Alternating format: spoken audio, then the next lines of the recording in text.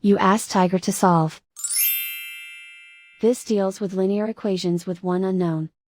The final result is v equals 3. Let's solve it step by step.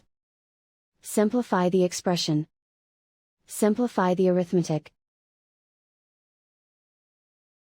Swap sides. Group all constants on the right side of the equation. Add 16 to both sides. Simplify the arithmetic.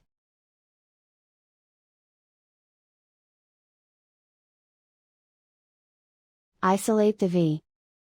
Divide both sides by -12. Cancel out the negatives. Simplify the fraction. Cancel out the negatives. Find the greatest common factor of the numerator and denominator. Factor out and cancel the greatest common factor. And so the final result is v equals 3.